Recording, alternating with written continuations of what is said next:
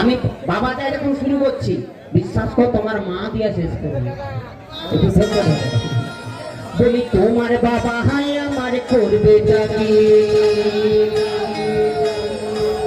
আমি কি করবো ভেবে নিয়েছি। তো কি ভেবেছ সবার সামনে বল তো শুনি। বলি তারা দিছে